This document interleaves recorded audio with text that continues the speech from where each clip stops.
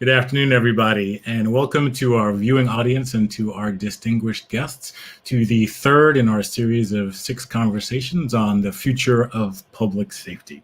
Today's topic is public safety beyond the police station, and we're extraordinarily pleased to have 6 distinguished guests to talk with us today. At this moment of reawakening on racial justice and police practices in America, it's incredibly important that we try to find, as President Mason said in the first of these sessions, dialogue across difference. And so we're really looking forward to digging in today with experts who are going to talk to us about the ecosystem of reform, thinking beyond the police station, as has already come up in the first 2 conversations in this series. By way of introduction, here are our guests. First, Dr. Leana Wen, the former Baltimore Health Commissioner. Welcome, Dr. Wen. Thank you very much. We have Eric Gonzalez, the District Attorney of Brooklyn. Hello, everyone. How are you, D.A. Gonzalez? We have the Chief of Police in Dallas, Reneé Hall. Hi, thank you for having me. We have Candice Jones, the President and CEO of the Public Welfare Foundation. Good to be with you. Hey, Candice. And we have David Kennedy, the Director of the National Network for Safe Communities at John Jay College of Criminal Justice. James, everybody, afternoon. Great to see you. And we also have joining us hopefully later, David Mohammed, the Executive Director of the National Institute for Criminal Justice Reform. So with that, we will dive right in. And I want to bring up first D.A. Gonzalez and Dr. Wen and David Kennedy to start with some definitions. In our prior conversations, one of the things that's been most important is just to level set and take a step back in this moment of dialogue and very public debate about where we're going in terms of policing practices, in terms of racial justice, in terms of community engagement towards a future of public safety, and define what do we actually mean by public safety. And given your various vantage points as prosecutor, scholar, practitioner, public health official, I'd love to hear from each of you how you define public safety and what you would like to cue in the public's mind, in the mind of legislators, advocates, and community when we say public safety. Let's start with Gonzalez, please. Well, for me, it's important that we actually listen to the communities we serve to actually understand what public safety is. And it's my experience that public safety means different things in different communities to different people. And so we have to acknowledge that there's not a singular standard. I mean, obviously people want to be free from violent crime. People want fairness in their justice system. But the solutions that will get us to where people feel that they're safe, to me, depends on listening to our communities about what they want from law enforcement. Often law enforcement proposes solutions and says this is what you need to keep our community safe. And we have to acknowledge that we have to do different things. So the solutions may look differently in different neighborhoods, but what it takes for people to have that sense of security, to get around their communities without the threat of violence, means different things to them. And so the definition of safety is a place where you feel comfortable living your life, free from violence, but also not concerned about being over policed as well. And so we're hearing many different people tell us that some communities, they feel that policing is very necessary. And in other communities, they're looking for other solutions than calling 911. And we have to be open to different ways of doing the job of keeping people safe. I love that. Thanks so much, D.A. Gonzalez. The idea that public safety isn't unitary, we have to be open to different approaches, I think is really important. Dr. Wen, if I could bring you in for this. Absolutely. So, of course, I agree with D.A. Gonzalez in tailoring the needs to the specific community, to the individuals that we're serving. I come from a public health background. And so, of course, I see public health and public safety, those two concepts, as intertwined. And I actually want to bring this up too, because I think Diego Gonzalez has very well said about already about what safety might mean. Of course, I think this also means that you have to feel safe for your health and well-being, and that's intricately tied to the concept of safety.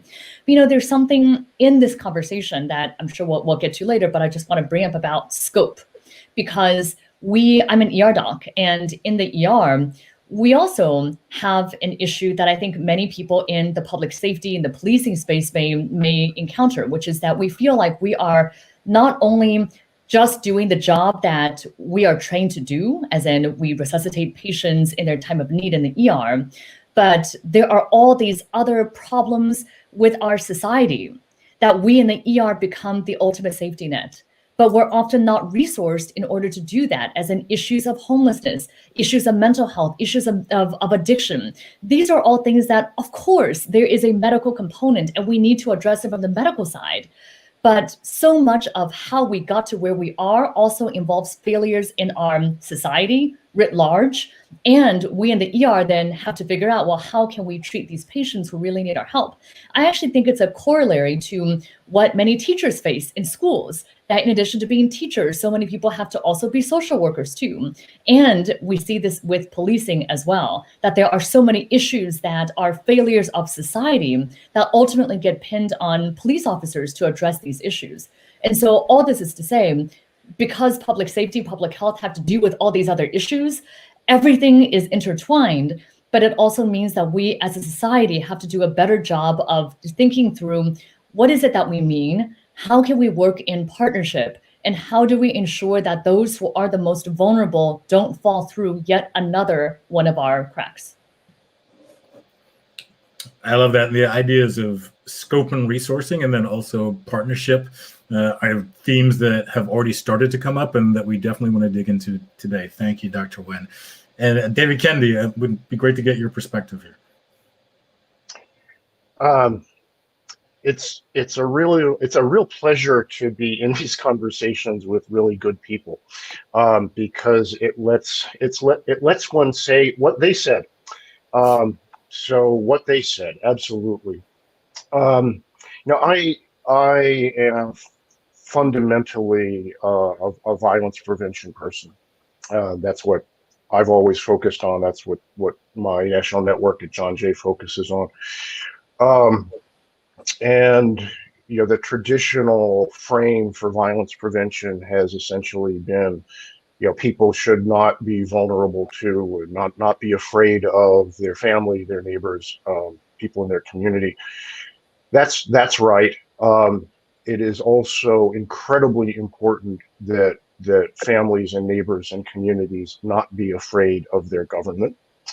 And in all sorts of ways, part of the dramatic and really important shift in the national consciousness over the last little while, maybe beginning with the broad recognition of the incredible toxicity of mass incarceration, moving into other elements of the criminal justice system.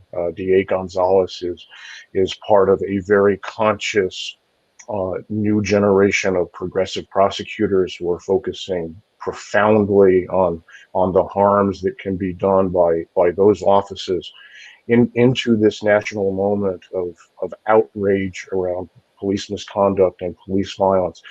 You can sum all of that up as people are being harmed by their own government. They want not to be harmed by their government. They want not to be harmed by the institutions and actions of state authority and state power. They want public safety to come out of not primarily the remedial actions of police and the criminal justice system, or even remedial actions of other parts of the state. They want the kind of investments and attention that will create thriving communities, that will produce public safety. They want as much of prevention and intervention and correction as possible to come out of community action and not out of the actions of state power. And they want healthy state institutions and healthy relationships with state institutions. And a good deal of what we've been seeing in this explosion of this new wave of civil rights activism around the country is a profound statement that people do not think that the institutions of state power are healthy. They do not think those relationships are healthy, and they don't want to live like this any longer. Thanks so much for that, David.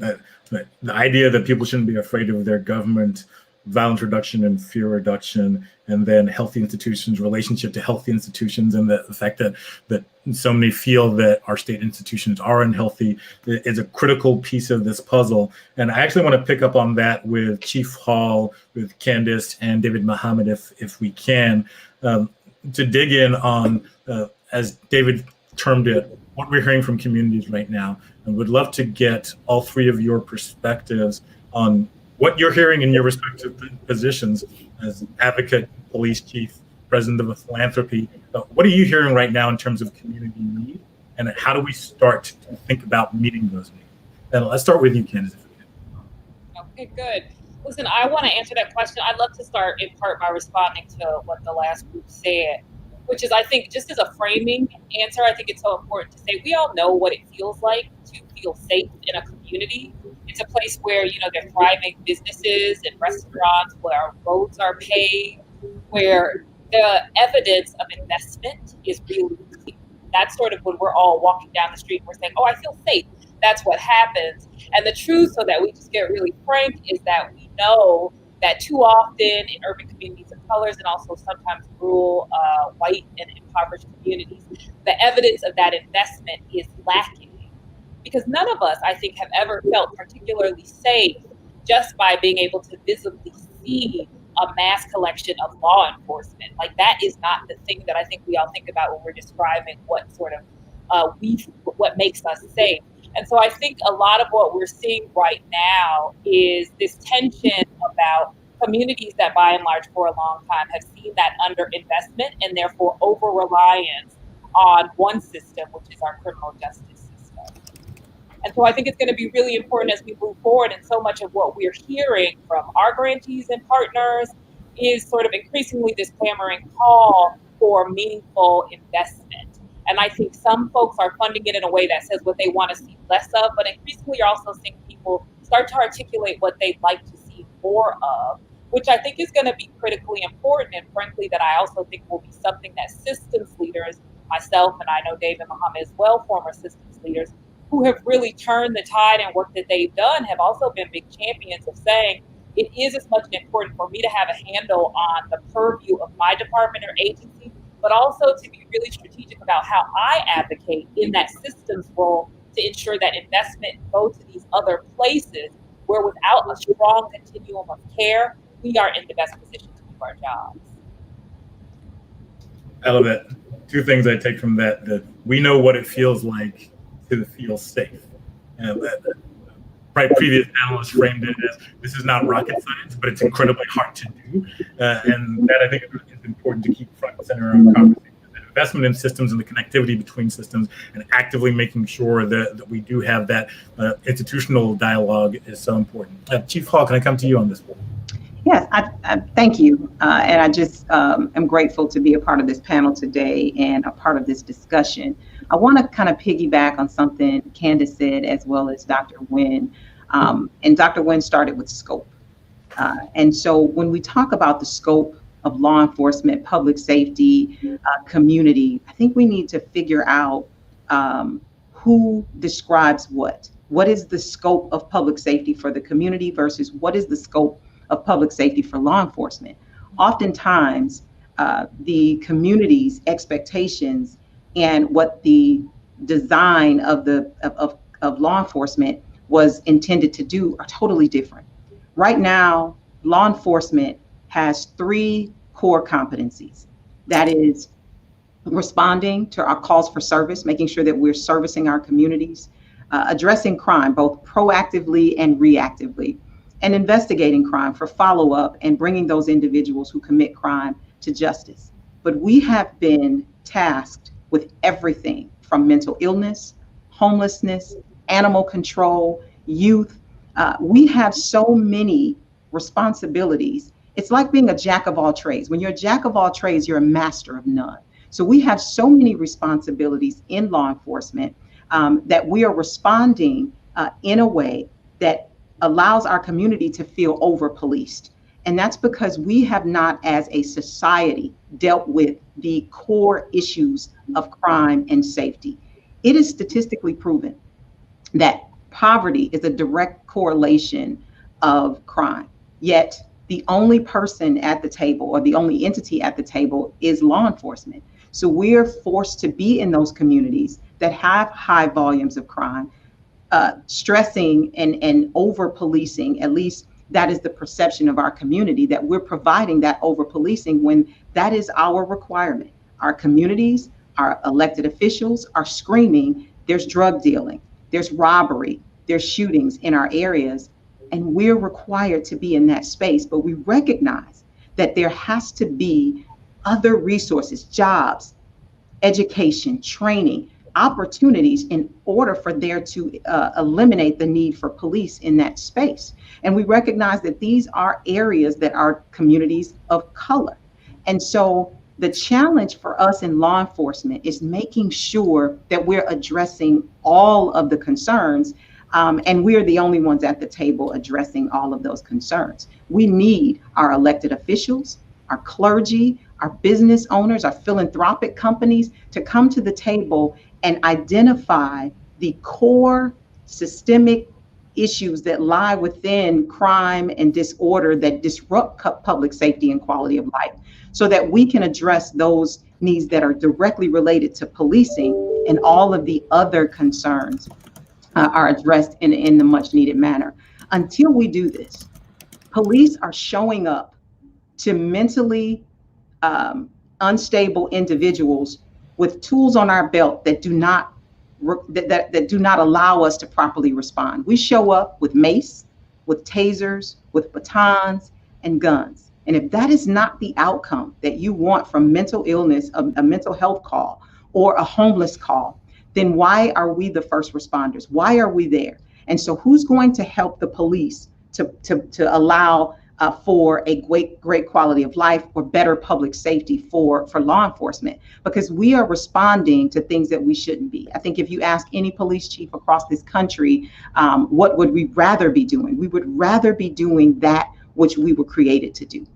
We recognize that when policing was created, long time ago, slave patrols, there has been a lot of progressive movement to change who we are, community engagement, community policing, and all 21st century policing practices that bring us to a position of legitimacy and trust with our communities. But if we do not address those core systematic things that plague our communities and keep them impoverished and develop opportunities for crime, then what our perception is from our community is that we're back oppressing those individuals who have no other options. And so, I say this because a year ago, here in the city of Dallas, about a year and a half ago, I spoke to an increase in crime in our area. And one of the things that I spoke about was that we needed resources. We had individuals who were returning from prison who had no jobs, no resources, and no opportunities. And I was crucified for saying that we need to step up and provide that, so there are other options for these individuals. Today, we are having that conversation. We are pushing that conversation because we know that unless we do these things, unless we work together as a community, everybody working together, we're just going to make police or policing the responsibility or the reason that we do not have the kind of unity and the kind of safety and order that we have in our communities. Thank you so much, Chief. And if you can't hear me, just let me know. Having some tech challenges as always when we do live streams and Zooms.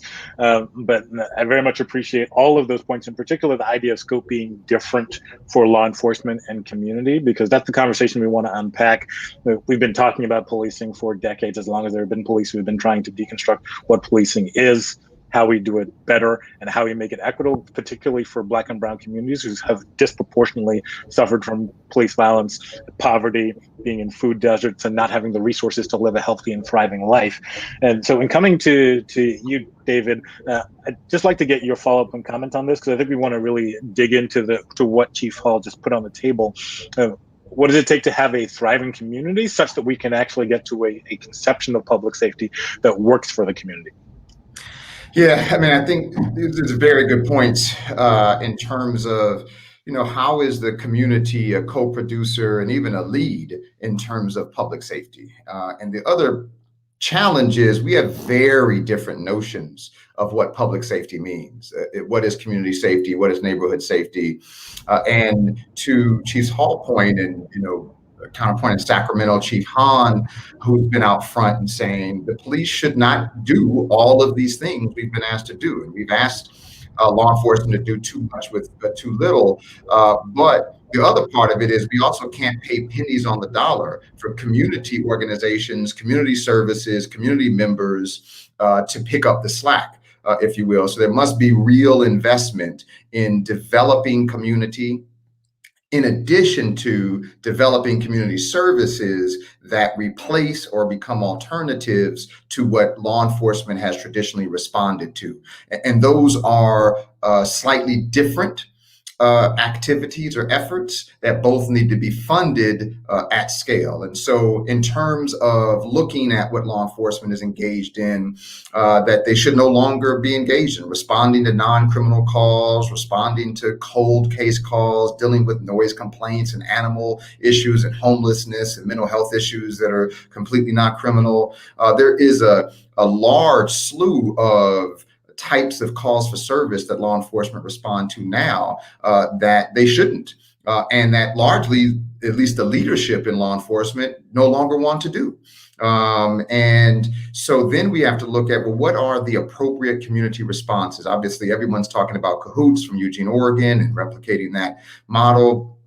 If you're talking about mental health calls, but there is a number of calls, that there's a question about whether they should be responded to at all. And there's another level of calls where a trained, robust community force, if you will, or community response network would be much better at responding. Then separate, it is what are the investments we need that would stop the need for calls? The investment in housing and employment and improved education and mental health services and drug treatment and youth development programs, as well as investing in the very people, as the Chief Hall just talked about, folks coming home, returning citizens, formerly incarcerated folks, to help them to develop into credible messengers, where you can use these credible messengers to work with young people and young adults before we ever get to the point of there being a need for a call for service. And so we all know many of these models of crisis intervention, of violence interruption and violence intervention, and life coaches and credible messengers, which are extraordinarily effective, but have very little investment. So I know we want to get into the budget issue, but you have places where you have effective violence interruption intervention services getting 1/20th the investment of what law enforcement gets. And so we've got to look at the issues of investment and parity so that there's collective public safety engaged in by community and law enforcement together. Public safety. This only comes up far less regularly, in my view, than it should, as a concept that we need to interrogate and dig into if we're going to move forward. And the idea of equitable investment really takes us into the next set of conversations I think we need to have. It's really about budget. And on this, and I want to bring in David Kennedy and Dr. Wen, if we can, Charlie, the call right now, the thing that we're seeing in headlines across the country is some version of divest, abolish, or defund the police. And it's been described so many different ways. Different people interpret those calls differently. But to my mind, and what we've heard from our previous speakers in this panel, it's really about how we think about the full budget, the full investment in our community, and how resources are distributed with a finite pot. And so I'd love to get both of your perspectives on those calls to shift resources and what that looks like and where you think we should be putting them. Because so often we get up to the water's edge of let's talk about it, but we don't dig into how we think about that within the confines of a finite pot. And obviously, Dr. Wen, you've been a public health official in Baltimore. That's a perfect place for us to start. What has your experience been, and what do you think we should be doing going forward? Oh, I have a lot to say on this. So thank you for bringing up the concept of a budget, because we know that budgets determine our society's priorities.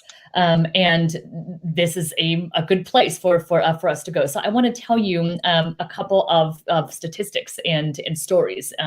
One, when I was the health commissioner in Baltimore, we had multiple years where the amount of overtime spent on police officers was more than the entire amount that the city provided for public health.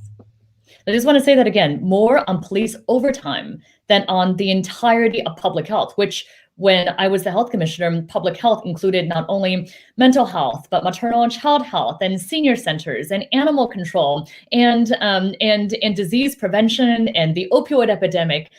You can imagine the entire scope of public health, the restaurant inspections, all of that was public health. Now I was also the health commissioner right after the death of Freddie Gray while in police custody. And there was a consent decree, and there were a lot of resources that needed to be invested in our police department. So I'm not making a comment about how much the city should have been spending on police, but I'm just saying that there is something really disproportionate about this when we had multiple speakers talk about the concept of prevention and also of what are the other societal supports that will prevent the need for policing in the first place, and including these mental health resources for individuals experiencing homelessness, addiction, etc. If we don't treat those issues, then there's going to be much more of a need potentially for policing, but when policing is actually not the most effective way of addressing that. So it was, as you can probably hear my voice, a great source of frustration. So I think that reimagining the public safety budget is important. I'm not necessarily saying we shouldn't fund the police department, but I am saying that we need to have a broader concept of what public safety is about and really think through who is best to be doing each part of this work and in partnership with one another. David, I think, brought up this concept of violence interruption and using credible messengers, and I want to piggyback on that. One of the programs that I oversaw in the health department was Safe Streets, which is based on the national model of cure violence that was started in Chicago, and a number of cities across the country have this model. But the concept, at least for us, is that you hire credible messengers. These are individuals often who are recently released from incarceration, who are seen as the most trusted messengers. If I go on the streets of West Baltimore and tell people to not engage in conflict and put down their weapons, I'll be laughed at. And in many of these communities, the police is not going to be the most trusted when it comes to that type of violence interruption either. And so these trusted messengers are hired, they mediate conflicts, and we have shown time and time again in our city that every year these Safe Streets community outreach workers mediate about 1,000 conflicts. And 80% of those conflicts were then later deemed to be likely or very likely to result in gun violence.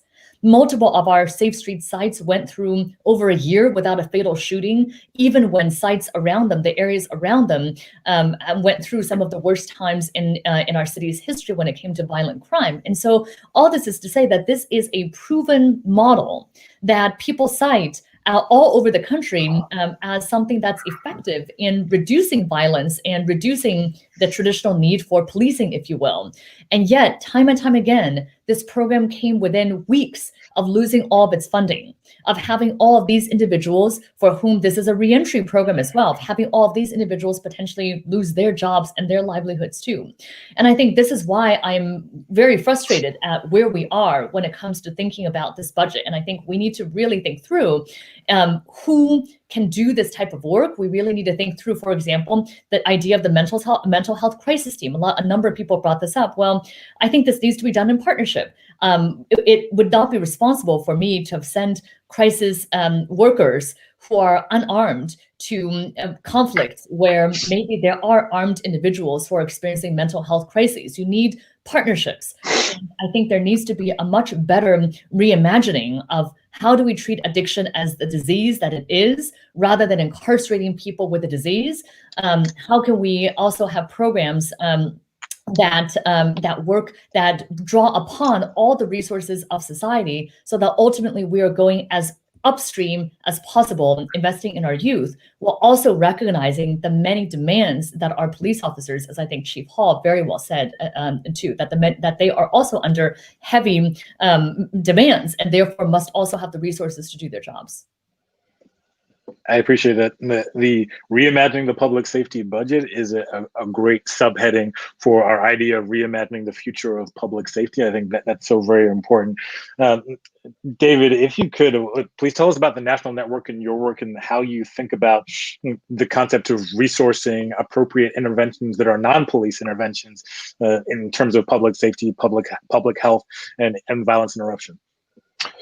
I will do that. I have to say I'm reeling a little bit from Dr. Nguyen's opening datum. I guess it's good to know that even after doing this kind of thing all this time, you can still be shocked.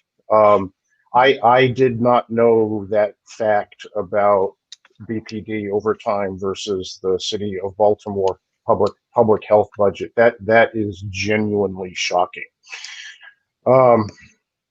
And very nearly enough said. But to say more, so I'm sitting here in New York City, and New York City in this world of gun violence prevention that I live in is known nationally for its extraordinary investment and network of city and community agencies around gun violence prevention. So the mayor's office of gun violence, which is 2 administrations old basically in New York City, has what's probably the most purposeful and robust public health inspired focus budget network of community non-law enforcement action around violence prevention and violence interruption of anywhere in the country. Dr. Nguyen is of course right. The evaluations on these things are very positive. My colleague Jeffrey Butts at the Research and Evaluation Center at John Jay has the same sort of data here that Dr. Nguyen cited about safe streets in Baltimore. This is almost certainly a major part of the reason that at least before the pandemic, New York had seen exactly what we want to see in this area. It had seen dramatic reductions in arrests, in citations, in prosecutions, which is of course something that DA Gonzalez has been part of driving.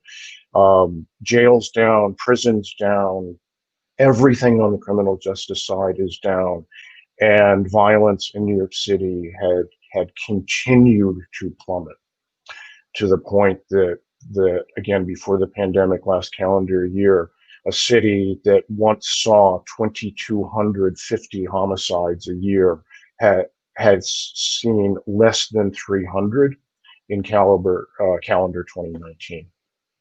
So lots to be proud of there.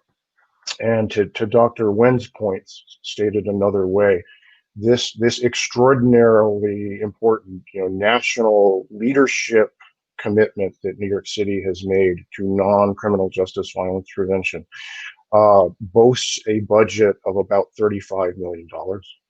And that makes it stand out nationally. That's a really big deal nationally.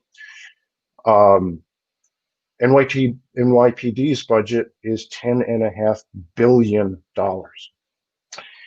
This is just obviously so fundamentally off balance. And the national network kind of operates in the spaces between these realities. We do immediate hands-on violence prevention. we are sort of the ER equivalent of these deep structural investments that are so important. We deal with the here and now and the right now. And what David Mohammed has been speaking to is that in fact there's an extraordinary amount that has been learned about how to do this work right now. As Dr. Nguyen has said, in inappropriate relationship with police and others in the criminal justice system. But the community side of this is critically important. It does work. It can be made to work. The more work that it does, the less work that the police and the rest of the criminal justice system need to do. David's work in Oakland, California is a signal example of this, that steadily over 6-7 years, this portfolio in Oakland, which was not that long ago a city that was known nationally for its irreducible violence. People had essentially given up on violence in Oakland. And homicide and gun violence in Oakland is down 50%, or at least before the pandemic was down 50, going on 60%. Arrests in Oakland down 50%. And I'm very familiar with this work. And steadily over that time, the share of that work done by the Oakland Police Department has become steadily smaller. The share of the work done by community action has gotten steadily bigger. The relationship between those community actors and the Oakland Police Department have gotten steadily better. And it is simply core common sense and a fundamental matter of racial justice and racial equity to do everything we can to consciously build up those community capacities. You said a lot in that, David, which I think will bring us into a really important part of this conversation, which is what's next? Because what you just said, especially about New York as a model, the relatively modest investment, even though it's record by other standards in non-criminal justice interventions in New York, the 35 million versus the 10.5 billion invested in NYPD.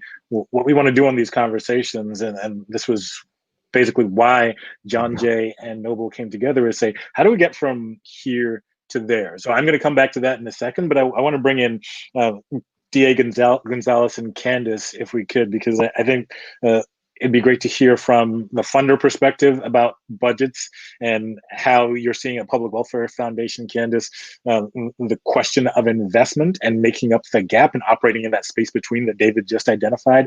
And also for DA Gonzalez, particularly some of the commitments that he has made at the beginning of his tenure and followed through on since are really important in framing how we can start to do things differently.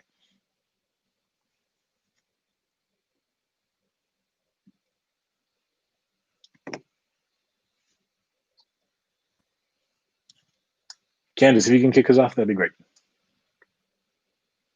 I think in philanthropy, one of the things that's really important is to sort of be one of the first investors, right? To invest in innovation. The theory is really that in philanthropy, you can test models and sort of absorb risks that a lot of time public systems cannot, because they like to rely on evidence-based practices. I say that with huge caveats about really the quality of data that we rely on when making even big public investments.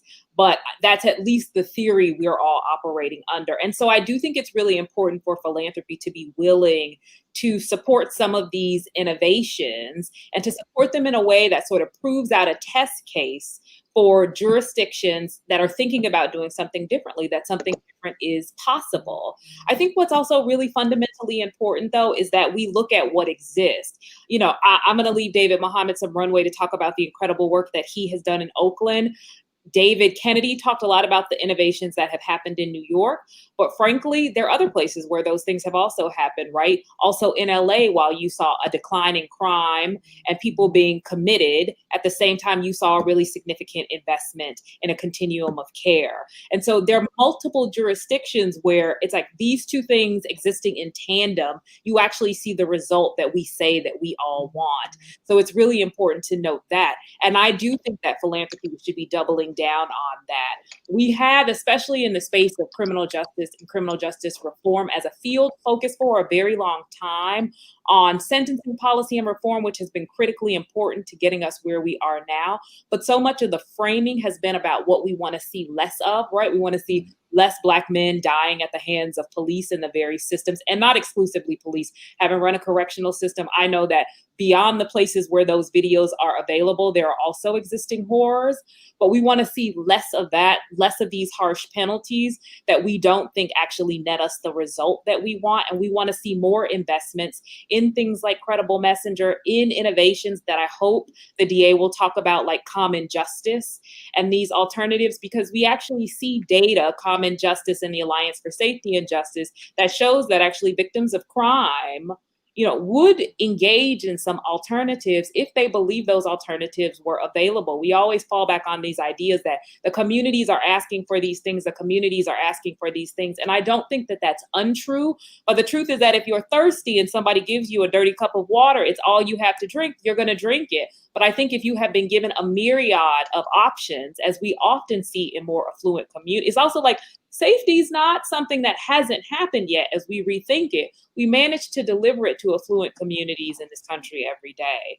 But when you've been given a myriad of options, as other communities see, then you select different things. And so I think it will be important for philanthropy to begin to bet on those innovations, but us also to really pay attention and acknowledge the things that already exist. And I'll just tease out and hold up again a point that David Muhammad made earlier that I think is so important. That investment can't represent cents on the dollar. When you hear about Credible Messengers and the work that happened in New York being replicated in DC, his work in Oakland, in LA, Chicago, Cure Violence, where I'm from, and did a ton of work throughout my career. Oftentimes, the first things to be cut in a budget crisis are those programs, right? They are considered soft and easy to go, but even when fully funded, they're not funded in a way that respects the individuals out doing the job and sacrificing themselves, that encourages professional development and certification and the kind of living wage that allows you to grow and really deliver strong in a job. And so I think it will also be really important as we test these models in philanthropy, but transfer them to public budgets, that we ensure that investment is actually what it should be. I love that. The idea of risk tolerance for philanthropy and testing innovations and being able to transfer to public budgets is critical. And also another tagline, investment in a continuum of care. I think that frames up a lot of what we're talking about. And I'd love to come to DA Gonzalez and then to Chief Hall after that to talk about, you sit in those positions of institutional power and are speaking the language of reform. And so bridging a lot of the gap that we're thinking about, dialogue across difference. And the purpose of these conversations is to be able to figure out what it is that we're not doing that we can seize on in this moment of opportunity that will propel us forward, fully understanding that it may not be new. And that's part of what I'd love to hear from both of you, which is how you've seen progress thus far during your tenure and what you want to see going forward, given that work that you've already started to put into place. Let's start with Dan Gonzalez, if you please. So I want to piggyback a little bit on what Candice was talking about, because I think part of the solution for police and for prosecutors is to innovate and to listen to our communities about what we need, and not to have to be in the forefront. We may have to take a step back and be diminished in the process somewhat. So for me, innovation in this area looks like sharing the ability and the power to decide what happens to cases with community members. And I think that, we're looking at a pilot program where we respond to the precinct after an arrest with community-based organizations to take a look at, should this case even be prosecuted? Does it Does it need to be prosecuted? Are there diversions that we can do right at the scene that would increase safety and avoid sort of the trauma of an arrest situation? And if it does need to be prosecuted, what does the community like to see the outcomes to be? Why does the district attorney only decide what is right and appropriate and necessary in that case? What is the community response to that? And so sharing this power, this decision making may sound radical, but it's really what should be happening. If we're listening to the needs of our community, if we want to actually be responsive to their sense of safety and their concern, and quite frankly, we know that many of these arrest situations that we're talking about are coming out of Black and brown communities. This is the children of our community, or the members of our community, and the outcomes matter to that community. And so listening, but also being willing to take a step back and let other people have a say in what the outcome should look like. And then, as we've been talking about budgets, making sure that we're building community by investing in those the ability to service and to restore people back in their community by building up those resources. Like having that community-based organization or those stakeholders actually have the list of services in their community and figure out what services need to be there, and then the DA and other elected should support them to get those services. And if we did that, we get to a thriving community, we get to a place of increased public safety. Let me stick with you for a second, Diego Gonzalez, because you said something that's really important. Well, two things. Number one, listen, respond, and innovate is a great triad, but the humility that you just put your finger on in naming power sharing with the community as a sitting elected official is just unique. And it's not something you hear often. So if you could, it'd be great to hear a little bit about how you've thought about that and how you've executed on that during your tenure so far. We've started, we've contracted with service providers to respond to precincts in a program called Brooklyn Clear, and that is with substance use disorder, saying the DA doesn't have to be involved in helping to get you treatment. We don't need our courts and our judges involved in that. We can provide service. And so we work through our office and our budget to provide people who've been peer counselors to help get people into treatment. We'll give them a window to do so. And if they substantially get themselves involved in services, and we don't decide what the services are, the professionals decide what that person may need, then I decline to prosecute the case. In terms of what we're looking to do in our pilot with power sharing with the community, is we've identified community-based organizations that have been long-standing and say these cases are coming in. This is an arrest for someone who continuously goes into the corner store and is stealing, or this is a situation that's happening here. How can we resolve this together? Because I can put the person in jail for 6 months and we know they're going to come out and they're going to still have many of the same problems that they had that led them to the conduct in the first place. So we need people in the community that are invested in these people. 95% of the people that we deal with return directly back into their neighborhoods at some point. So it really is a matter of saying services that we help provide, and we let professionals, the social service providers, decide what that person needs, as opposed to I send someone to court and the judge says, okay, you're going to do this, we're going to do that. And if the person doesn't complete services, the result is they wind up going upstate jail, spending more money, and ultimately not solving their problem. So we're going to have these people, we're going to meet them at the precinct.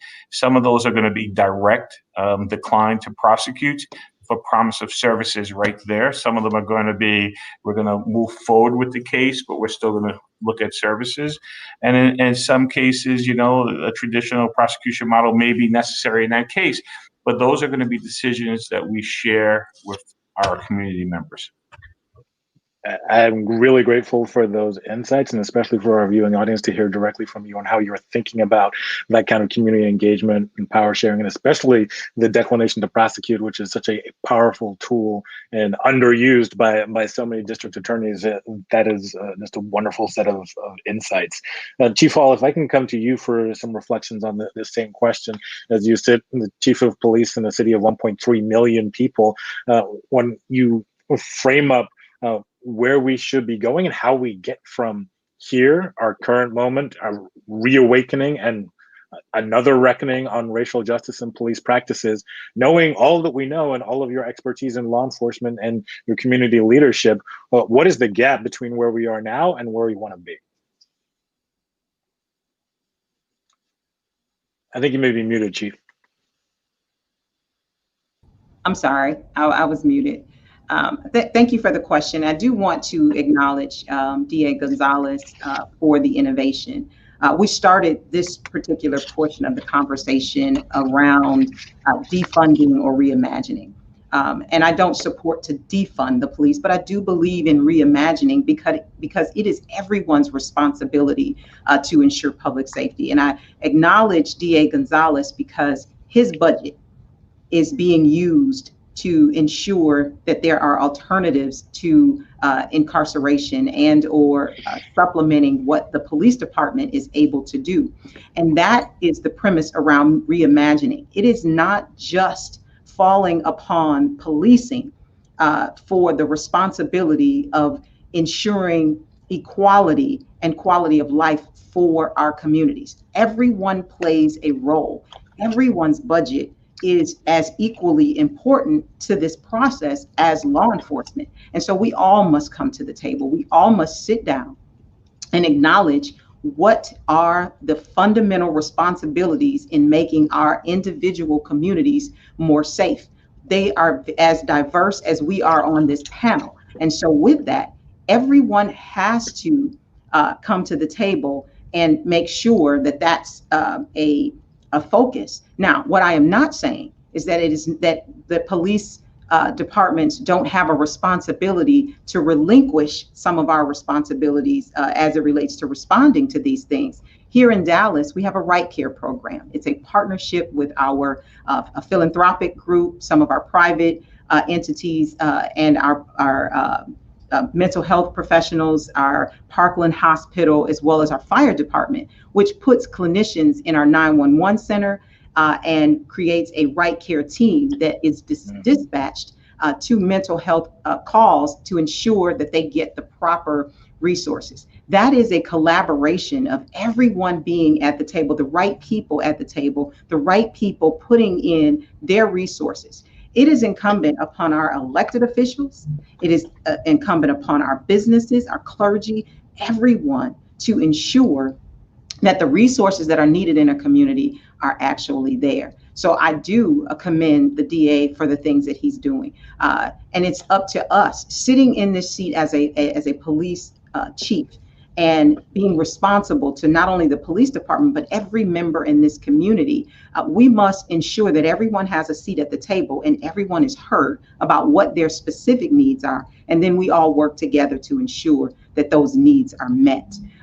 The one thing that was truly important that I heard is as we talk about being progressive and having alternatives for the individuals in our community, that's so fundamental, because when we're responding as law enforcement to those lower level crimes, such as a theft from a store, when you have progressive DAs who say we're not going to prosecute those individuals, then as police response, we need to know then what else. If you're not going to prosecute these individuals, we're wasting our time going to these locations, but we're there because of the quality of life for our respective business owners and businesses in that community. And they are expecting service from law enforcement. So when we respond, we have to have something to do with these individuals that keeps them from coming back to that location, because this impacts our economic growth and development if we're unable to keep service to these individuals, keep their businesses thriving. That impacts everything that happens in a city. So understanding that there's a huge responsibility for law enforcement to continue to provide a service and ensure that these individuals are addressed and provided the resources that they need. We need the resources to be able to be available through mobile crisis units and things that we have reimagined in the Dallas police budget this year. And so I'm just grateful that there are individuals around this panel across this country that are having the same conversations, recognizing that it is bigger than law enforcement. And it takes us working together and not just looking at our budget, but looking at every budget and to see how we can, as a city, ensure that the things that need to be addressed in our respective areas and in this country as a whole are addressed. Thank you so much, Chief.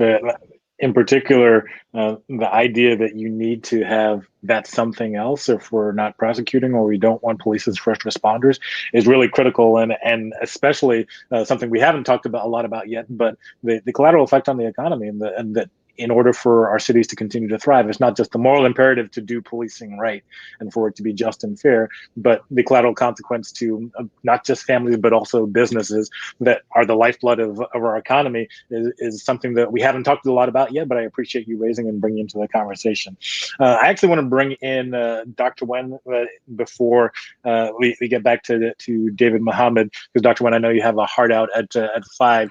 One of the things that we do so far in these conversations that I think is fun and has got some really interesting answers for at the end of the conversation. So we'll preview with you here is the 3 things that you would like to see happen right now that you think would take us forward and allow us to take significant strides towards a new conception of public safety. I think you may be muted. There we go. Yeah, well, it's a great question, and I will make sure that I also watch the video to see what the other respondents respond to, because I have the first crack at this. So here are 3 things that come to mind. One, we talked about a bit already, but I just want to put that on the table, that I think every community can reimagine the public safety budget. And again, I'm not saying defund the police, but reimagine the public safety budget. Maybe think about it in combination with public health. What is it that we're trying to do? Who is best to do what service? And really think through that concept of partnership. Second, I want us to invest in what works. In communities all around the country, there are effective interventions. There are effective interventions through the police department. There are effective partnerships. There are effective public health measures. Many people have talked about diversion programs. One program that we in Baltimore had copied from Seattle, and that is also duplicated across the country, is law enforcement assisted diversion, where individuals who are caught with small amounts of drugs will be offered treatment instead of incarceration. Violence prevention programs like the Safe Streets Cure Violence model that I talked about is another effective intervention. And I hope that we will also look at these, and even if they're not traditional policing practices, understand that they also contribute to this overall goal of public safety and make sure that we invest in what is already working in our communities. The third concept is, or the third takeaway, if you will, is I hope we'll also have a better understanding of how interrelated all of these issues are. There's a concept in public health about going upstream, and it's a fable. It's a fable of how there are 3 friends who are walking along, and they see a stream, and there are children who appear to be drowning. And so the first friend jumps in and tries to rescue these children who are drowning, but there are too many children, and this person is only able to rescue some. The second person sees a dam and says, wow, that dam is broken. I'm gonna go fix the dam. The third friend keeps on running, and the first 2 say to him, why aren't you helping now? And the third person says, I want to see who is throwing in these kids in the first place. That's the concept of public health, the concept that we need to be looking at prevention. I want us to be looking at preventing lead poisoning and getting glasses for children and investing in school health as also a measure that improves public health, but ultimately improves public safety because it gives children the best opportunity to survive and to thrive too. I certainly want us to also look at the trade-offs that are involved when you have, and David, I'm glad to be able to give you a statistic that still surprises you, but when you have a situation of such disinvestment in public health, that that the numbers are so disproportionate in favor of other services that may also be important, but really we're not investing in public health, is it any surprise that we're now seeing COVID-19 dominate everything else that we do, and therefore also hurt our sense of safety and also hurt our economy the way that it has? And so I know these issues are really challenging, but I also think it's important for us to start somewhere, wherever it is that we can, even if we're the person who is pulling kids out when they're drowning. That's my job in the ER too, saving people when something really has gone wrong. But if we are able to intervene much earlier in that process, we should also take that opportunity and save lives now. Thank you so much, Dr. Wen, for being with us, and for those three things, which I think are great: to reimagine the public safety budget, to invest in what works, and then to remember the parable of the stream and thinking about working further and further upstream to prevent problems in the first place. That's a perfect way to close out. We very much appreciate your leadership, voice, and public health perspective with us on the panel. Thank you. If we can come back to David Mohammed. David, you've been shouted out a couple of times here for the work that you've done on non-criminal justice intervention. So would love if, as DA Gonzalez and Chief Hall did, if you could just speak to some of the programming that you think works best and that you've worked on, because we really want to be able to explode and unpack what it is we're talking about when we say resource alternatives, what it is we're talking about when we say equitable budgets and funding that can't be pennies on the dollar, as you identified earlier.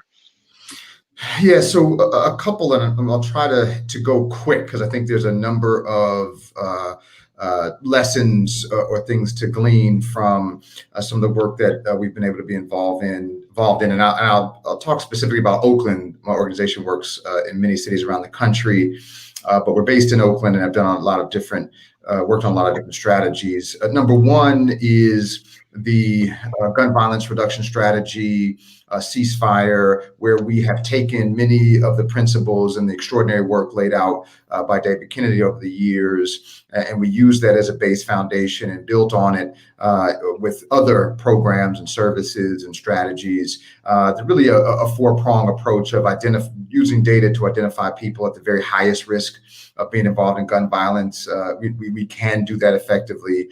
Secondly, communicating that risk to them respectfully and directly. It's kind of like the COVID risk of people who are over a certain age and have underlying health conditions, informing them that they are at higher risk of not only getting the virus, but also having worse health outcomes from it. It's a similar process.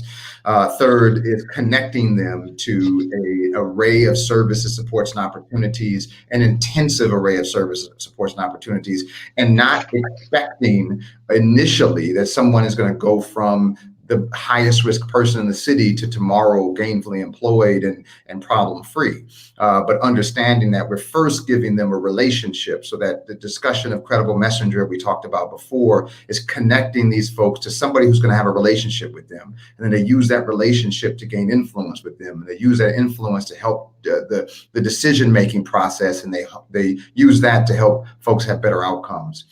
And fourth, in this Oakland strategy is an focused enforcement portion of it.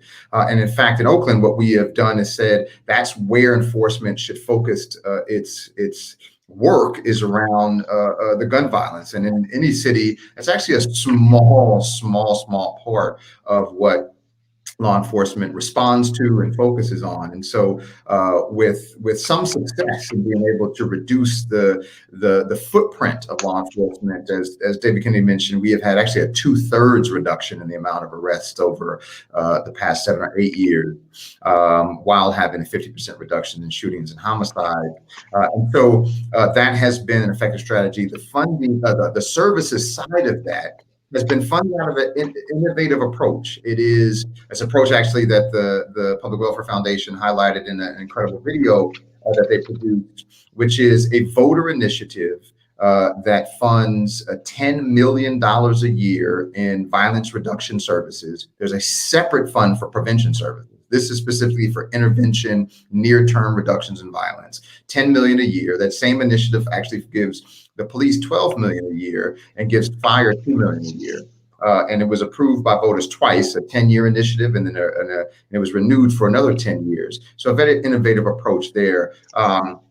Two other very quick things. One is an organization was recently involved with the police department to launch the NOAB, the Neighborhood Opportunity and Accountability Board. In fact, when Jay Gonzalez was in Oakland a while back, we talked about this, and we, after a lot of preparation, finally launched. And it's quite an innovative approach where at the arrest level, police are diverting young people arrested for felonies. And we worked on that for a while, made sure they were comfortable, and we had the legal analysis to say they can do it. And so we have several young people, there's nearly 30 young people who've been referred in the last 4 months who are arrested for relatively serious felonies, who are diverted at the point of arrest to a community process. We have community leaders, business owners, formerly incarcerated folks, former victims of a crime, who sit as a council. The idea is to kind of go back to the days of village councils or council of elders or tribal councils who sat and adjudicated or administered justice, right, in a restorative, developmental way. And so we've done that in Oakland and have launched this in Oakland to, we're 6 months in, so we're early, but pretty extraordinary success of young people who would have otherwise been in detention, who would have otherwise been on probation, very costly, negative system.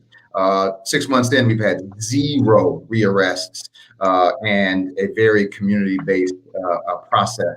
The last thing I'll say is the city council, the city of Oakland, voted unanimously to create a Reimagining public safety task force and task that task force with coming up with recommendations to reduce the police department's general fund budget by 50%.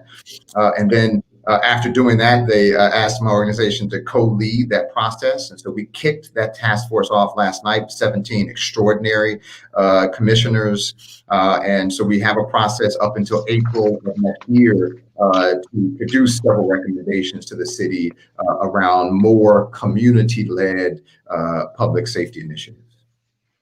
Thank you so much, David. I want to bring in David Kennedy on this question, because something that you just said, David Mohammed, about the task force that's kicked off, the programming that you're doing, which is fantastic. One of the things that I keep coming back to is we've analyzed violence reduction, police violence, safe communities since time immemorial, right? We have a lot of data and a lot of information. We can always have better data, but we've got a lot. And so part of what I come back to is we've got Kerner Commission 1969 through the 21st Century Policing Task Force of 2014, 2015, essentially saying substantially similar things, which we've heard echoes of all of those with great specificity from each of our panelists here and in our prior conversations. I'd love to dig into what you see as the obstacles to scale and the obstacles to institutionalization of these alternative approaches, which have proven to be so effective. And especially when you consider the relatively small investments that have been made, yet the outsized results that you have seen.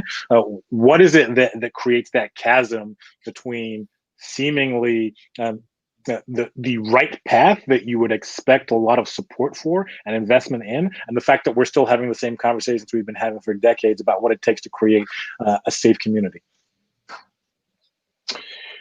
So I'm going to be very blunt here.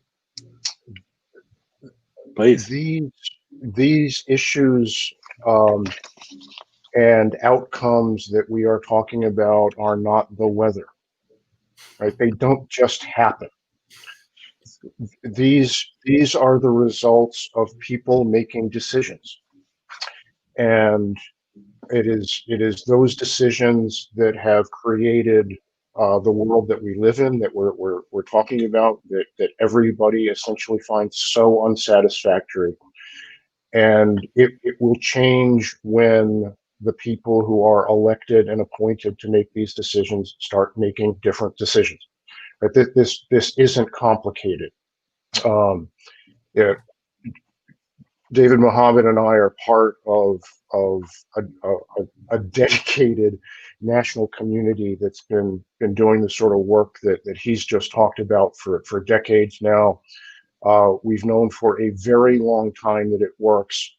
It's been made to work over and over and over again across the country.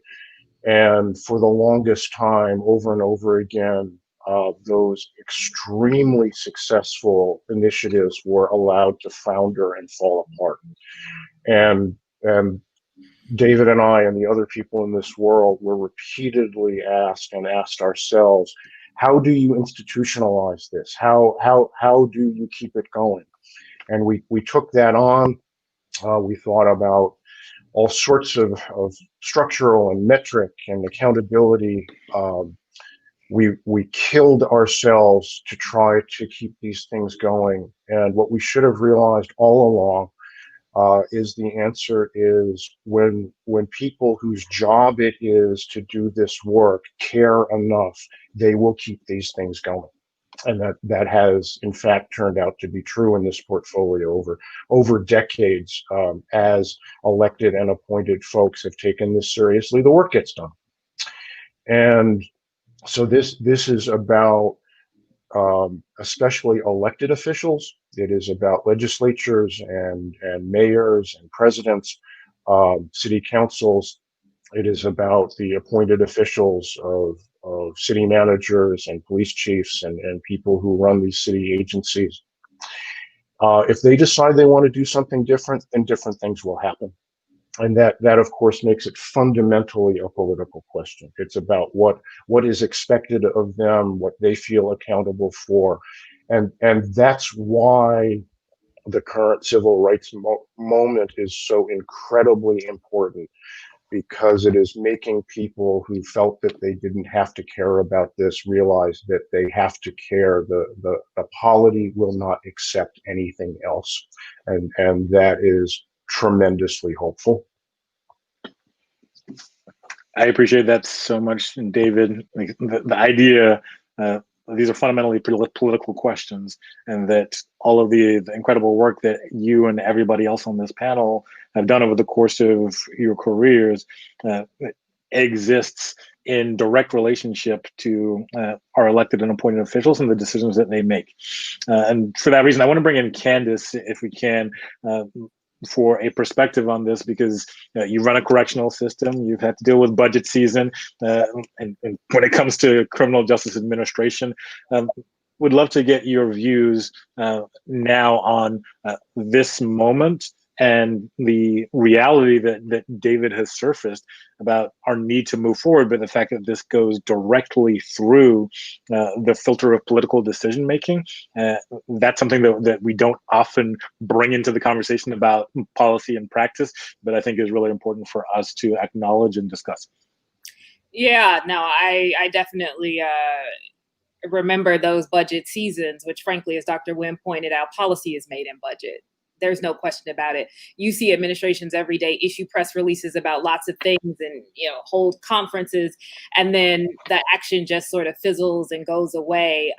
But a lot of times when a, municipal, state, federal budget is released, you see a lot less conversation about what's actually happening there. And that is where all of the action is. The budget director I worked with once told me, I'm mostly paying attention to the person who's standing at this door every day. And I think to underscore the point David Kennedy made, which is because we're focusing on communities of color, which are not given the respect that they deserve, the fact that it has to be even a louder and more profound and consistent call to demand the type of investment that's necessary is really important. I will offer to you on the point of scale, really a thing that I think is also critically important is having a concrete thing that we're asking for. One of the things that I think I would love to see is a credible messenger service corps, right? We will use public resources to send all kinds of people to communities of colors to respond, except actually using those resources to invest in the people that are there already stepping up and providing a service. So we have lots of money flowing from the Department of Justice to policing. We have lots of money through service corps funding Teach for America, which allows sort of students, oftentimes affluent students, to come into community of color and help and service here in these different models. And I would actually love to see that infrastructure and funding put behind a core that actually gets us to scale on credible messengers, cure violence, and some of these innovations that we've spent a considerable amount of time on this call talking about. I think having those kind of concrete proposals of the things we would like to see, models like in Colorado, where they did take money, and I think that's also a point that I'd like to make a little bit finer. I actually, I appreciate the chief's position, but I do believe that if we are articulating a vision where we rely less on law enforcement, then a comparable reinvestment of dollars is not beyond the pale, right? It does, like we have to say that having a budget where overtime sort of represents the comparable agency of public health is actually not acceptable. And so I think what you saw in Colorado was them taking money out of the deep end of their prison system and saying, we're going to fund this continuum of care of community organizations that are there to provide services and supports to reintegrate returning citizens. I think that we're actually going to have to really start to articulate and advocate for scaled investment in those types of models. Thanks so much, Candice. The policy being made in budget, amen to that. And the idea of a credible messenger service corps, that's something I hope we get to lift up and run with in one way or another, because that's brilliant. I'm going to get to DA Gonzalez and Chief Holland here for the same question. You're both sitting officials, elected and appointed, and this is one of the most challenging things I'm sure that you face in thinking about your budget allocations and budget season. Talk to us about how you think about that, given the innovative programming and approaches that you described earlier. Diego, Well, please. Interesting because our budgets are decided by a political process.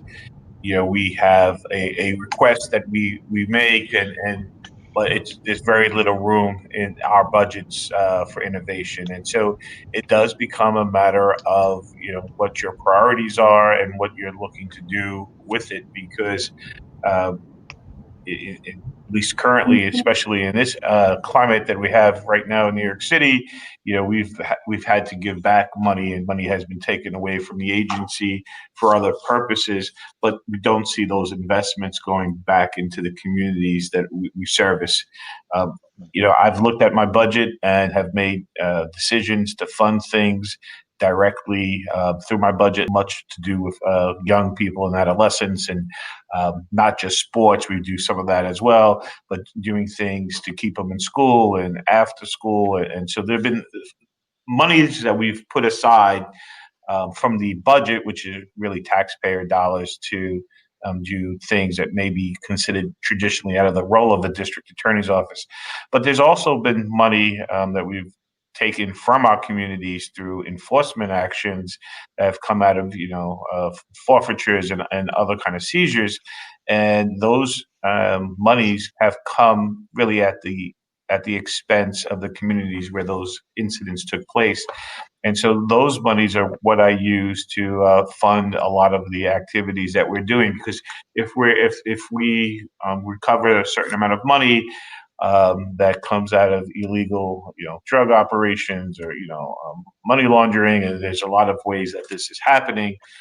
What we try to do with it is try to do restitution to victims and communities, but that money should be reinvested into our communities. And so that's how I try to fund a lot of the things that we're doing in our community.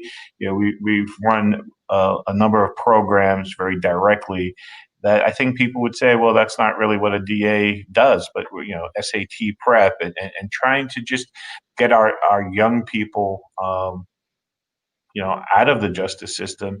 And also, I mean, quite frankly, I think this is an important piece, that people should not only get to know a prosecutor because they were a victim of a crime, or simply because someone they love is being prosecuted, but because we have a role in public safety, and because we have a role in making our communities, thrive, reinvesting those funds. So for me, it's a combination of using the taxpayer-funded dollars to do unique and interesting and things that make a difference, but then also looking at the funding that we can provide to organizations or groups that we take back out of the community and making sure that they're not spent on getting bigger televisions in the office, or buying cars with them, or some of those traditional forfeiture uses that you probably understand that it's done in law enforcement, but really just giving that back directly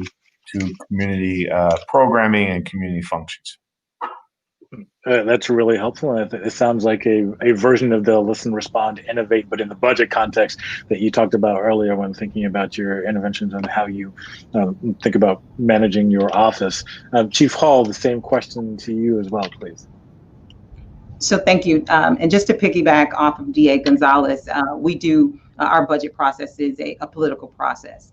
And what we do is make recommendations. So my recommendation came from listening to the community this year, as we always do. I've had an advisory board since the day I arrived, and listening to what their needs were. And so some of the recommendations for our budget this year allowed us to push forward to more community-based programs, to extend our Right Care program, what I talked about earlier, which is a partnership with the fire department and our public health committees, and to ensure that we're providing the right care to our mental health challenged individuals. Also, we recommended taking some of our funds and creating a mobile crisis unit.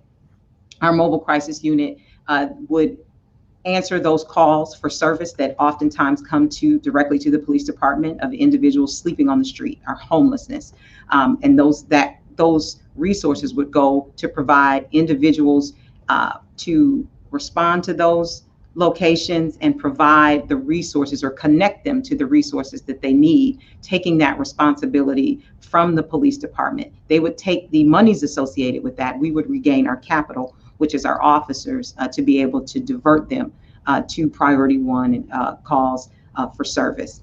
So we also looked at our projected overtime budget for the year and decreased that by about $6 million to ensure that there were other monies available for the city to utilize as it relates to additional public service facing activities and or resources for the community. We heard the community when they spoke, and we're listening. We do not disagree that the responsibilities that are on the police department are too many, and they need to be reallocated to individuals who are better equipped to handle those calls for service. We recognize that mental health coming to the police department, we get 40 hours of critical incident training, and that does not make a clinician make. So we are focused on this change that needs to happen. We are committed to that process. And so we believe that having everyone at the table, having our DA's office, having our philanthropic companies, our businesses, and our elected officials all on the same page, ensuring that we're assessing the needs, because it has to be about everybody understanding what those needs are. Our youth programs were primarily the responsibility of the police department. So putting those on the table at budget time to spread those out to our parks and recs, that they would provide that programming for the city of a 1.4 million people. So it was things like that that we recommended into the budget, that the city manager implemented most of those into the budget. It'll go through a final process on September 23rd, but to provide some context to our budget, it is $516 billion. Million dollars. And 88% of that is salaries, and the other 12% is operational. So when we try and trim the fat, there's very little fat to trim, but we were very intentional in listening and working with our community to ensure that we were doing our part and allowing for some additional resources that were outside of the police department. Thanks so much, Chief, and especially for raising, as Dia Gonzalez did, that there isn't as much wiggle room as folks may think, but that even within that, you've both been extraordinarily creative, and it's good to be able to raise and surface so people know how you're thinking about using your budgets and how you're going through those recommendations in the, as David said, inherently political process for those political questions. We are running out of time. Sadly, it has flown by as ever it does. But the last thing that I'd like to do for all of our panelists is to pose the same question that earlier we posed to Dr. Wen before she left, which is, what are 3 things that you would like to see happen right now in order for us to be able to take functional steps forward in defining a new future of public safety, particularly with respect to Black and Brown communities, and particularly with respect to the law enforcement community that are in dialogue right now, and that we want to see get to some practical steps forward. And I'm going to start with David Mohammed. All right. No time to think about, so number one, I would say we need, real reinvestment. And what I've talked about for years on the criminal justice reform kind of framework is this notion of reduce, improve, and reinvest, right? Reduce the footprint of the criminal justice system, improve what's left of it, and reinvest back into the community.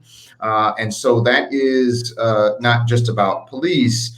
In fact, that framework was created not even for police, but for corrections. But as we see the rightful downsizing of the juvenile justice system, for instance, we need to have that reinvestment, right? And so you've had a 60% reduction in juvenile incarceration in this country in the last, I think, 6 to 8 years. And we've seen nowhere near the corresponding reduction of those budgets and reinvestment in communities and community service. But we're seeing somewhat a reduction in jails and prisons, a reduction in community supervision, which there needs to be a massive reduction in the amount of people very unnecessarily under probation and parole supervision. And that same focus on violence reduction should also exist in corrections, to focus on that small number of people that we know are at particularly high risk, and that we can do a better job with those folks and reduce the number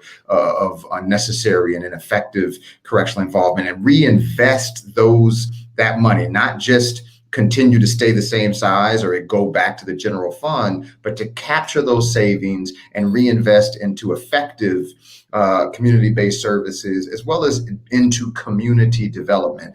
And so that is a couple of steps. But the other thing I'll just say is to be clear that, this is what I tell cities all over the country, the great rocket science that I share with them is your activities should be aligned with your desired outcomes.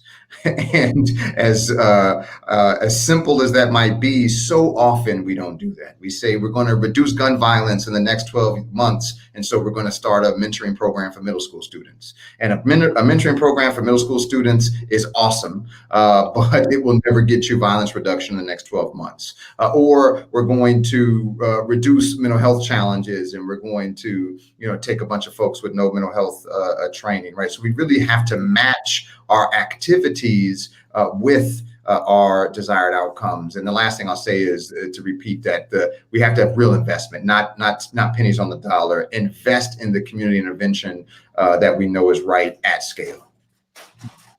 Thank you so much, David. I'm going to come to Dia Gonzalez next. In order to produce public safety, I think that we have to, and sometimes like-minded people find themselves, and so there's a lot of agreement in this conversation.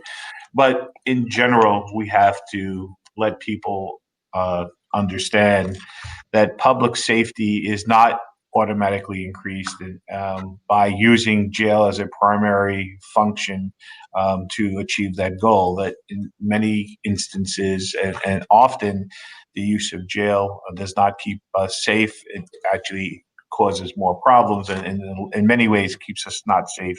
And that the solutions to violence is not necessarily incarceration, and the goal of this justice system should not simply be punishment, but it should be about changing people in a positive way so that they can be restored in their community safely, and we can actually live together and enjoy that. And so, just sort of the culture of prosecution and policing, that the enforcement action is the most powerful thing that we can do.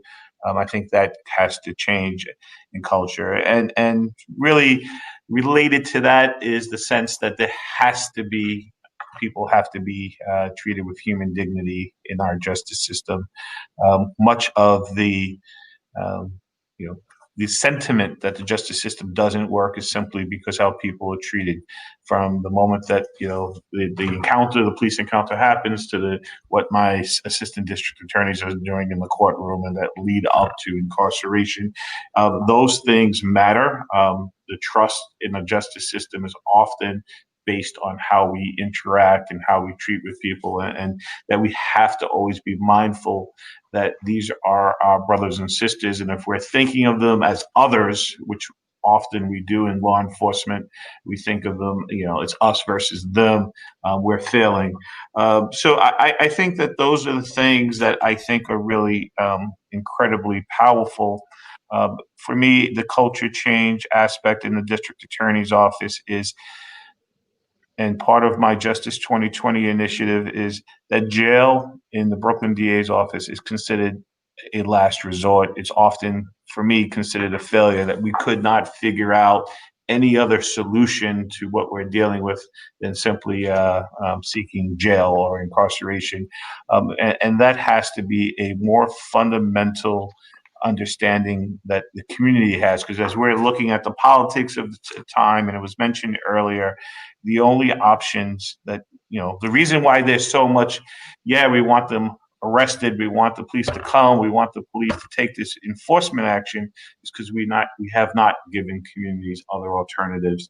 And when we give them those other alternatives and other ways to feel safe, they often would choose that. And we know that very directly here, simply by the participation rates that we have from our community. They call for assistance, and then the rest of the process is not what they want for themselves or for their community. And so there's a very high non-participation rate in our cases. And in Brooklyn, that number is, nearly 50%. Because we're not giving our communities what they need in order to actually feel safe, long-term safety. The short-term safety, the immediate enforcement action, but the long-term safety is they understand that these people, our people, are going to be back in the community, and so simply locking up someone is not going to be the solution. And so those things matter, because once we can actually prevail that the action of spending money to incarcerate someone is not going to keep us safer, maybe we can get to a better situation where people are willing to invest in communities and think of other solutions. And then our police department, and I want to say this because was not directly said.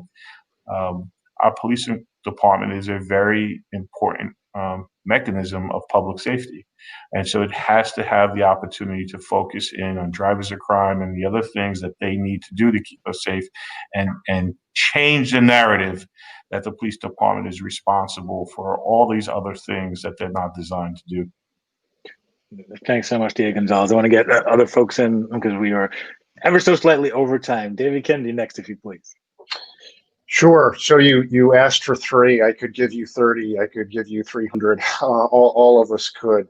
We'll take the other 297 after the fact, please. I've agreed with everything I've heard. I think I'm going to agree with everything I hear. So I'm just going to give you one, and I'm going to go back to where I started, which is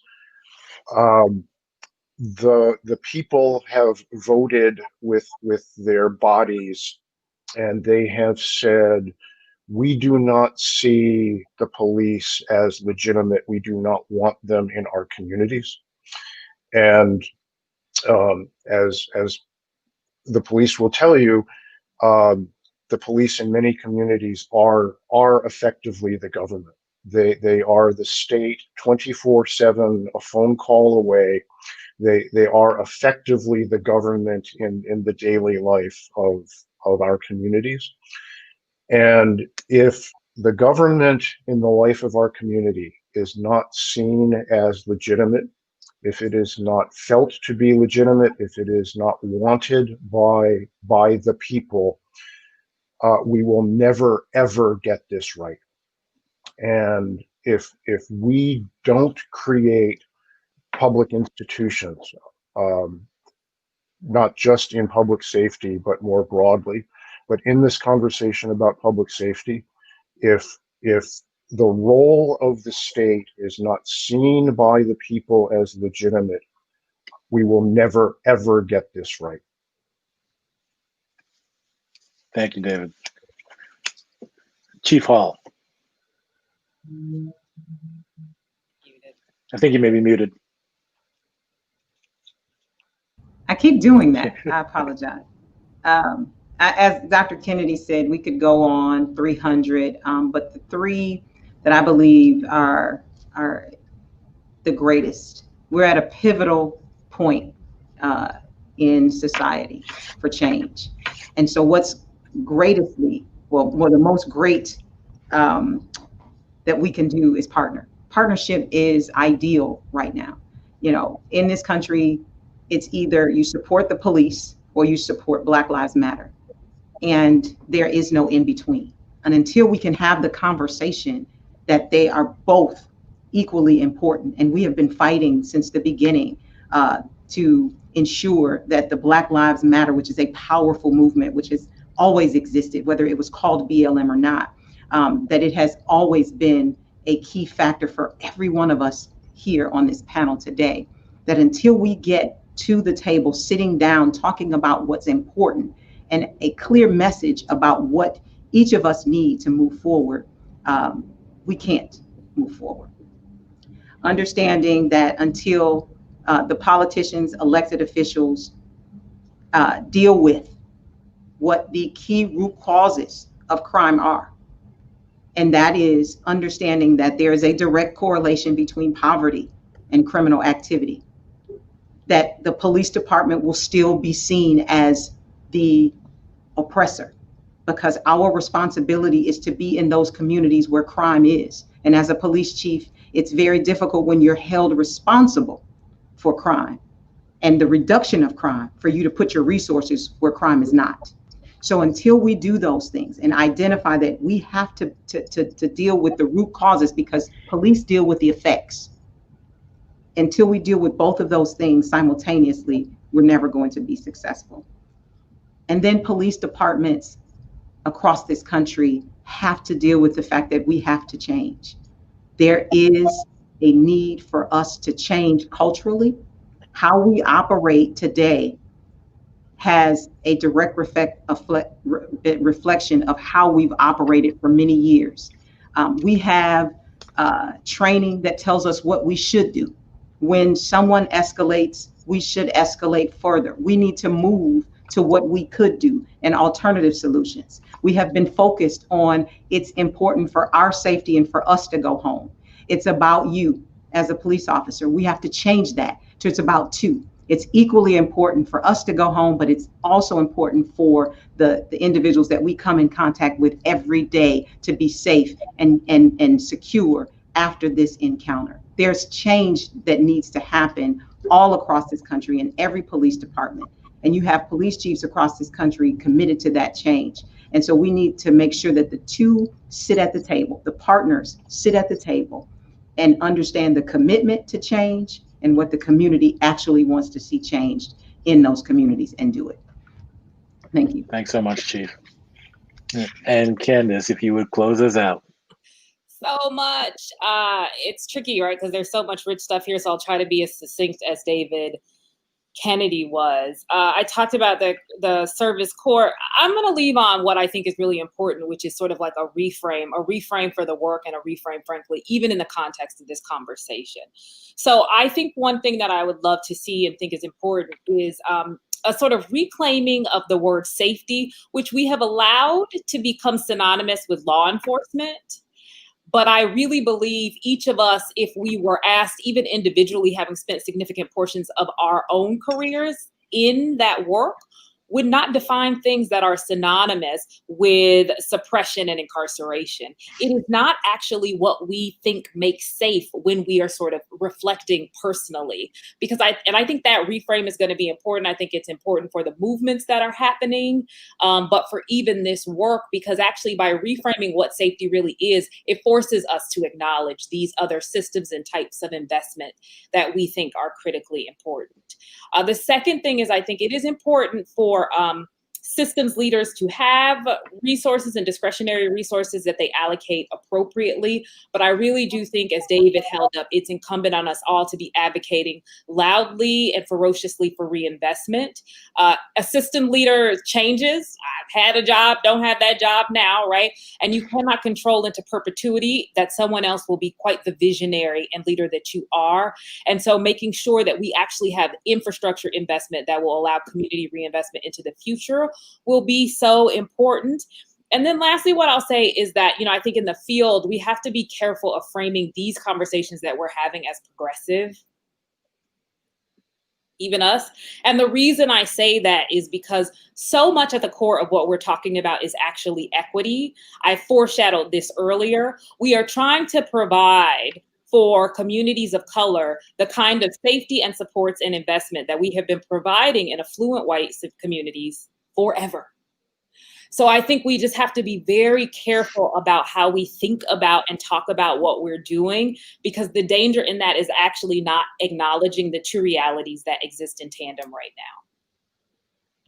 That is a perfect way to close us out. Thank you so much, Candice. I want to say thanks to D.A. Gonzalez, Chief Hall, David Muhammad, David Kennedy, and Dr. Wen, who was with us earlier, for this rich and robust and deep conversation. Is precisely what we're looking for in interrogating where we are in public safety right now, meeting this moment of racial justice reawakening and taking actual practical strides into the future. So I'm really grateful for all of your contributions. To our viewing audience, we have 3 more conversations upcoming in the next weeks, and we look forward to digging in with more experts in the field to figure out how we capture a new future of public safety, thanks to the support of John Jay College of Criminal Justice and the National Organization of Black Law Enforcement Executives. Thanks so much, everybody. See you next time.